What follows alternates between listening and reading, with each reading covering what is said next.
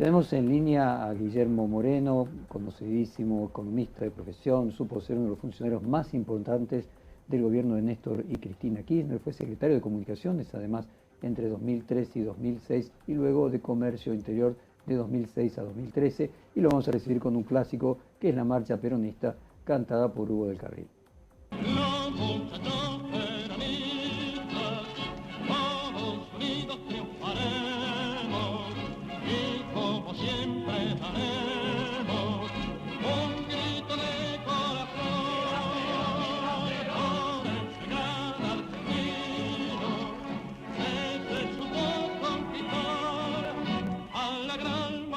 Muy buenos días, Guillermo Moreno. Jorge Fontevecchia lo saluda. ¿Le sorprendió la decisión de la vicepresidenta de decir que no va a ser candidata a nada? Bueno, fue un gesto. Yo lo interpreto como el reconocimiento del garrafal error cometido a partir de una decisión irresponsable de haber elegido en soledad a Alberto Fernández cuando era innecesario para encabezar la fórmula del 19, violentando lo que habíamos acordado en el Partido Justicialista. Innecesariamente, aparte, ¿no? Innecesariamente. Bueno, es un reconocimiento a ese error. Es un reconocimiento. Es obvio, y no escapa a su inteligencia, que estamos hablando de la justicia federal, no estamos hablando de la justicia federal, un fuero dentro de la justicia, que es el fuero más vinculado al poder. Y le digo, es obvio que si este gobierno fuera exitoso, el fallo hubiese sido distinto, cae de Maduro. Por lo tanto, me parece importante esa decisión de la presidenta, vicepresidenta, expresidenta, y que allá en el camino para que el peronismo busque su reorganización. Y seguramente empezamos a hacer, en el marco de esa reorganización, muy parecido a lo que pasó en el año 88, allá cuando se dio una confrontación interna muy vigorosa para el peronismo entre Cafiero y Menem.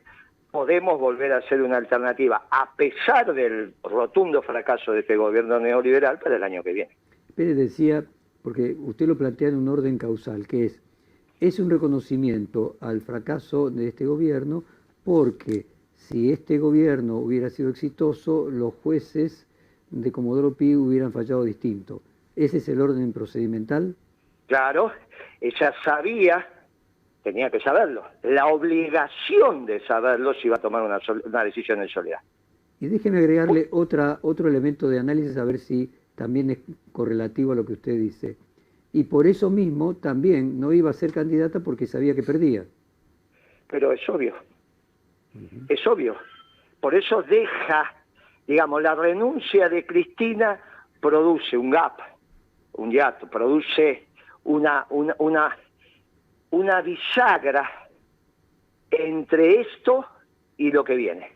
De ahí mi optimismo. ¿Hay un reseteo nuevamente? O sea...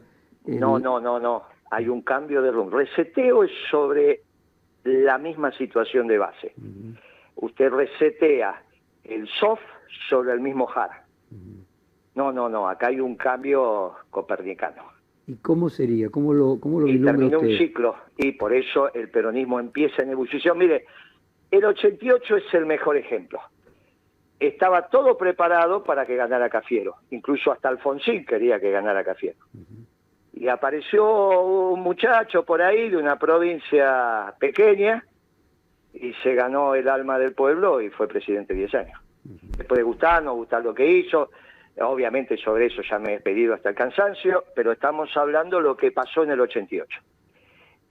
Bueno, acá abre las compuertas del peronismo y estamos otra vez en la posibilidad de que el milagroso pueblo peronista vuelva a ser otro milagro. Y esto es lo fantástico. ¿Y quién imagina usted que podría ser que hiciera ese milagro? En la comparación de Menem, ¿habla de algún gobernador? No, puede ser un gobernador, puede ser un intendente, un secretario general de un sindicato. Sería extraordinario. Imagínese el secretario general de un sindicato.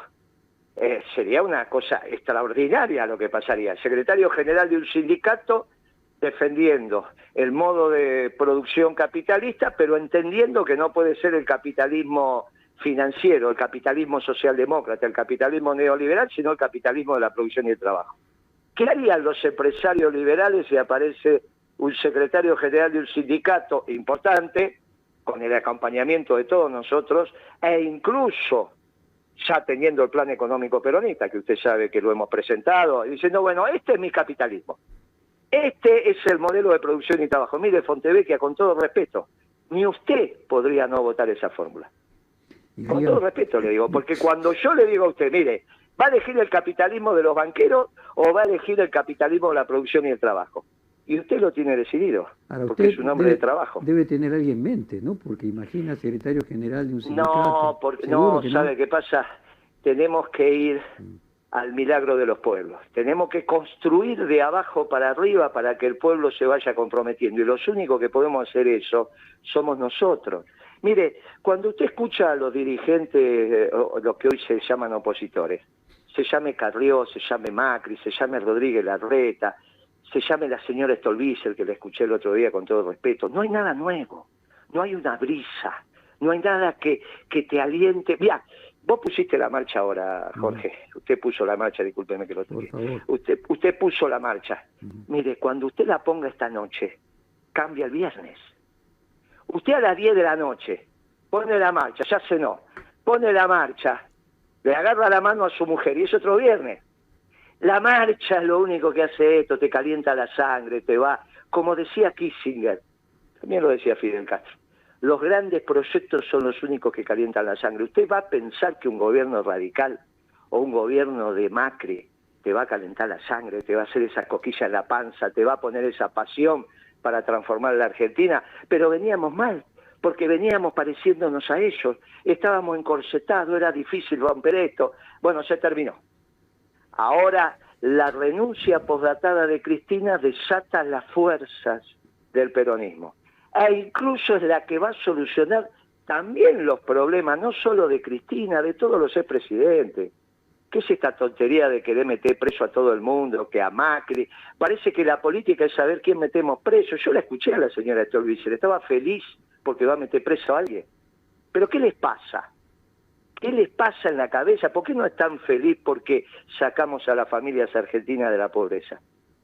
Termínenla con esto, termínenla. Déjeme ir a su ejemplo, el de Menem en el 88, cuando es correcto, todo el mundo creía que iba a ganar Cafiero.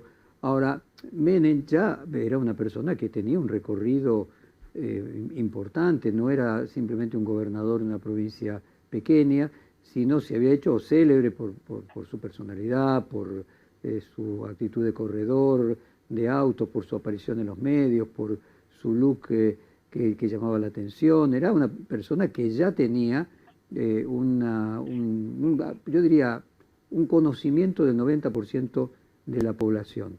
¿Es posible de acá a cuando haya que conformar las alianzas y las listas, digamos de acá a 4 meses, que haya alguien que no tenga ese recorrido, que no sea una persona que nosotros podamos decir el 90% de la sociedad lo conoce, se instale como candidato y gane? Mire, los milagros tienen que ver con eso. Los encuestadores llaman el tapado. Yo recuerdo, no lo voy a comparar, pero que Premio Nobel de Literatura, después lo fue, pero ya era un escritor extraordinario, lo sigue siendo, Vargas Llosa, iba a ser el presidente de Perú. Y de repente a los 90 días apareció un japonesito, nadie lo conocía, y se quedó con el Perú. Después si el gobierno de él fue bueno o malo, eso es otra discusión, obviamente que fue malo. Y terminó preso. Pero estoy diciendo desde el fenómeno. Mire, cuando Perón escribe su última carta, estaba preso en el hospital militar, estaba preso en Martín García, de ahí Carrillo se lo lleva al hospital militar. Y la última carta que él escribe estando preso es negrita, era Eva, cuando salga de acá nos casamos, nos vamos a ir a luna de miel a recorrer el país, terminó la vida pública para mí, ya hice lo que tenía que hacer. Mientras él firmaba esa carta, el pueblo estaba construyendo el peronismo. El pueblo estaba haciendo el primer milagro. Pero fue más allá de la voluntad de Perón. Él se estaba despidiendo. Y el pueblo estaba haciendo el peronismo. Mire, estos son los milagros, hay que creer en los milagros, obviamente. Hay que creer que los pueblos cuando se organizan son extraordinarios. Déjeme seguir, más que en términos religiosos, en términos metafísicos. Por lo que entiendo, usted tiene una mirada hegeliana, ¿no? El pueblo, que sería el actor de la historia, construye las condiciones de posibilidad para que emerja determinado líder, que si no estuviera en esas condiciones de posibilidad no podría emerger. Sin duda. ¿Cómo está el pueblo? Por eso hablamos del ser argentino. Muy bien, y yo lo que escucho continuamente, por ejemplo, el conurbano, que había sido la capital del peronismo, es cierto rompimiento de la gente más joven con el peronismo, incluso por momentos votando no solamente a la izquierda, sino a personajes como Milei. ¿Usted cree que el pueblo argentino hoy está en una situación similar a aquella que usted narra de la emergencia del peronismo? Ahora sí. Ahora sí, porque empezamos a vibrar. Cuando usted tiene al pueblo atado, al pueblo en esa verticalidad ridícula, cuando las emociones del pueblo no son profundas y no son impostadas, ese pueblo está como está. Y de repente ese pueblo florece, porque es el pueblo de Dios. Ese pueblo florece. Bueno, ahora se empiezan a dar las condiciones para que el pueblo argentino empiece a florecer. Usted imagínese lo que va a ser La Matanza, con 4 candidatos peronistas intentando ser intendentes. No hay lugar para que ellos vayan a explicar algo, porque el peronismo otra vez empieza a abarcar todo lo popular, todo lo popular, que es lo que somos nosotros. Nosotros no somos la expresión de la clase media, para eso están los radicales. Nosotros somos la expresión de lo popular, incluyendo a la clase media, le digo más, hoy incluyendo a los grupos económicos. Mire lo que le voy a decir, lo que me voy a atrever a decirle a usted. Diga, Guillermo. El peronismo tiene que ser capaz de incluir a Mañeto. Al Mañeto desarrollista. No al Mañeto.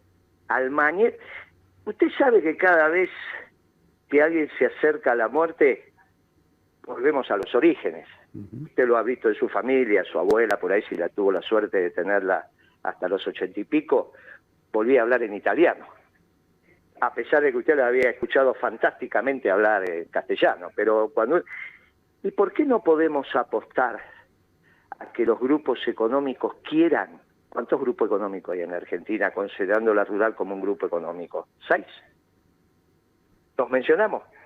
La rural, Clarín, Aceitera General Dehesa, Aluar, Arcindar y Arcor. ¿Hay alguno más? Bueno, ¿por qué no vamos a poder apostar con un mundo favorable de que se inicia la etapa de un capitalismo de producción y trabajo, también incluyendo a los grupos económicos? ¿Por qué no vamos a pensar un país peronista incluyendo a Mañeto desarrollista? Si hay un lugar desde la crisis económica donde te podés encontrar, que es la víscera más sensible, y terminar con toda esa estupidez, y la respeto mucho a la señora Stolbizer, la respeto mucho, pero de pensar que la solución de la Argentina es meter gente presa. Finalmente, el mundo posibilita nuevamente, terminada la globalización, los modelos nacionales de desarrollo. Y en los modelos nacionales de desarrollo no pueden estar afuera los grupos económicos. Y esta es la realidad, porque un modelo nacional de desarrollo no solo es la armonía entre el capital y el trabajo, sino es la armonía entre lo pequeño y lo grande. Ese es el peronismo. Nunca tuvimos problema con los ricos. Nos lastima el corazón la pobreza, que no es lo mismo. Que no es lo mismo. No somos marxistas nosotros. No somos marxistas, no atentamos contra la propiedad privada. Somos hombres de la trascendencia. Pensamos que los proyectos se construyen eslabonando las distintas generaciones. Esta es la magia del peronismo. Y usted va a ver el peronismo en acción y se va a acordar de esta conversación. Y Guillermo, en ese sentido, usted sabe que hago reportajes en mucha cantidad, y me ha tocado... Pero mire si lo sabré, discúlpeme que lo mire si lo sabré, que el reportaje que usted le hizo a Alberto Fernández fue uno de los mejores de la Argentina, porque esclareció. Usted fue el que le dijo, presidente, ¿podemos decir que usted es socialdemócrata? Y Alberto Fernández le contestó a usted en un reportaje sencillo, extraordinario, planificado, pensado. Los peronistas me van a odiar, pero sí. Y no solo eso, si tengo oportunidad, voy a integrar al Partido Justicialista al Internacional Socialdemócrata. Mire, esa respuesta la sé de memoria. La pregunta y la respuesta fue extraordinario ese reportaje que usted hizo. Ahora, extraordinario. Entrevistando a intelectuales internacionales que estudiaron el peronismo, como usted sabe, es objeto de estudio, no solamente objeto de estudio y de perplejidad, no solamente en la Argentina. Hay algunos que me han dicho que en realidad el peronismo del siglo XXI es el kirchnerismo. Y no recuerdo a quién estábamos entrevistando ayer que nos decía que después de 20 años de kirchnerismo, el peronismo y el kirchnerismo pasan a ser más o menos lo mismo. ¿Usted qué cree que va a quedar del kirchnerismo? ¿Sabe qué pasa, amigo? Esos son los que estudian el peronismo pero no aprenden nada. ¿Está bien? No va a ser la primera vez que usted estudie, no usted personalmente, pero que conoce gente que han estudiado toda la vida y nunca han aprendido nada. Porque el aprendizaje fundamental, como enseña su santidad, no es solo el marco teórico, sino la práctica. Y generalmente los que dicen eso no son peronistas. Entonces, ¿cómo pueden aprender del peronismo si no practican el peronismo? ¿Y cuál es, a su juicio, el futuro del kirchnerismo, Guillermo? No, ya está, eso no, ya está, no hay porque no había doctrina. Escúcheme, yo lo hablé con Kirchner esto. No, yo soy un peronista doctrinario, lo hablé con Kirchner, me decía que Moreno, a nosotros nos dicen kirchnerista cuando nos quieren bajar el precio. No. ¿Dónde están las 20 verdades kirchneristas? ¿Dónde está la doctrina kirchnerista? El kirchnerismo era, como nos identificamos en la chiquita dentro del peronismo, decir, vos sos dualdista, vos sos menemista, vos sos de la sotista, vos sos de Rodríguez Sá, y nosotros éramos, pero en la chiquita. Nunca cuando hablamos para afuera dejamos de decir que fue un extraordinario gobierno peronista.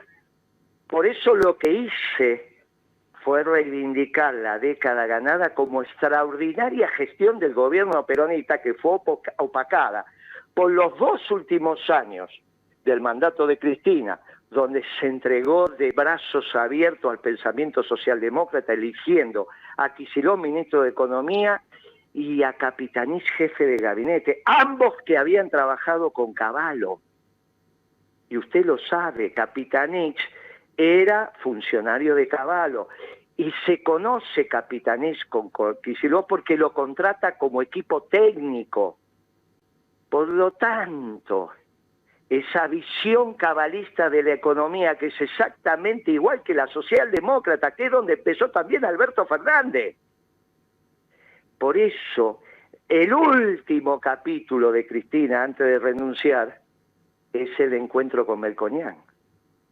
Cuando Melconian dice, yo estoy haciendo un plan económico para cualquiera sea el gobierno que venga, y yo le contesto, qué error, Melconian. Porque entonces o no te interesan las elecciones o yo sabés quién va a ganar.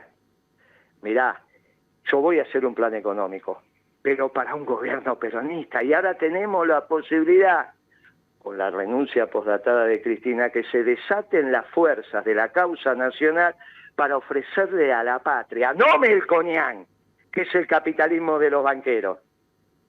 ¿De qué le sirve a Clarín el modelo económico de Melconian? ¿De qué le sirve a Arcor? ¿De qué le sirve a Techín? ¿De qué le sirve a Luar el modelo económico de Melconian, que es un muchacho de los banqueros? Si ellos estuvieron a punto de fundirse cada vez que manejaron la economía los banqueros. ¿Cuándo volvieron a florecer? Con nosotros. ¿Qué eran esas empresas en el 2000? Usted no se olvide que si no era por la ley de bienes culturales, de defensa del patrimonio cultural, ¿se acuerda de esa ley? En el 2000. ¿Quién la prohijó esa ley? ¿El gobierno de la Alianza o el gobierno de Duhalde?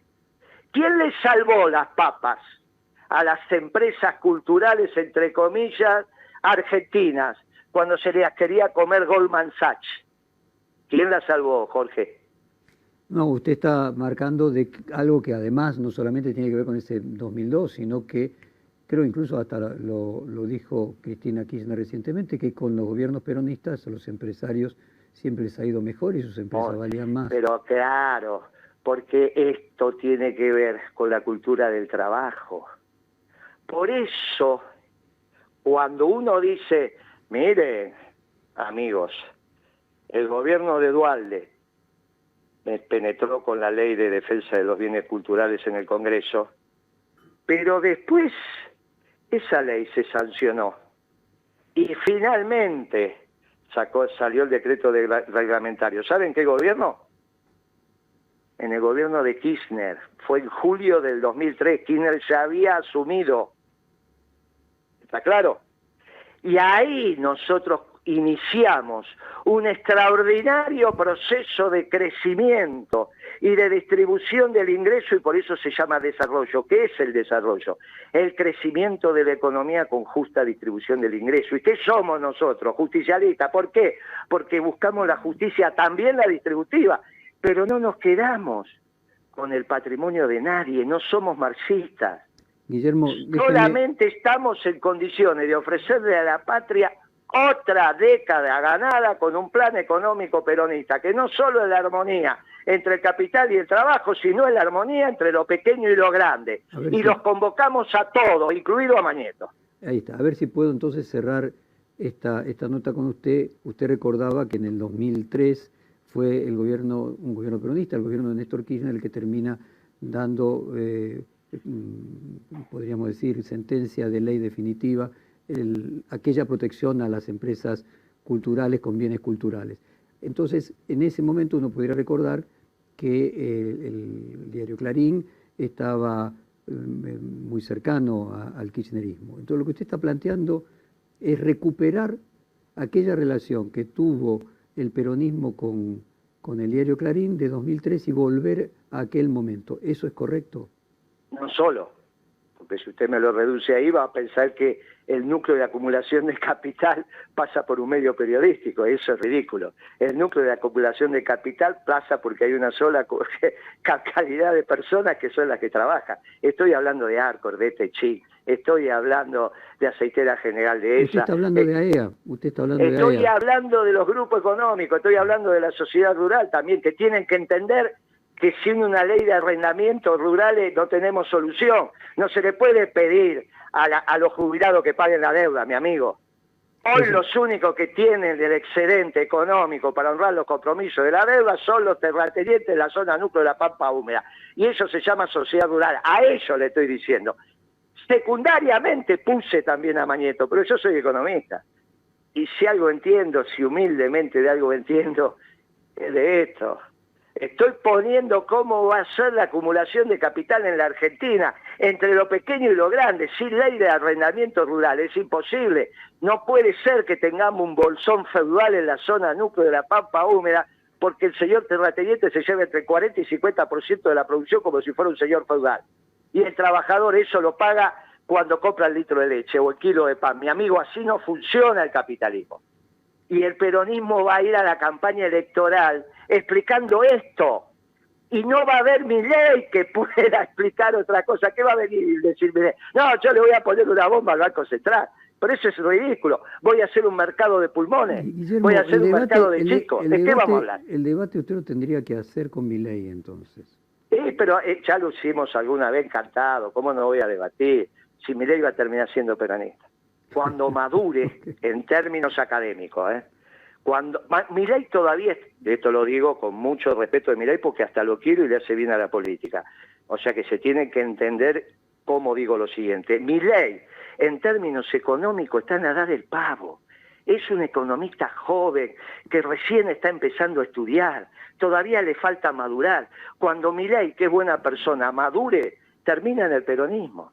Y va a ser un extraordinario funcionario de un gobierno peronista. Y va a cantar la marcha con ese vozarrón que tiene, más alto que cualquier peronista, despreocúpese. Guillermo, usted tendría que hacer un programa de televisión, de radio. Usted solo es una máquina de tirar títulos. Desgraciadamente nosotros tenemos otras notas para completar el programa, si no yo seguiría conversando con usted.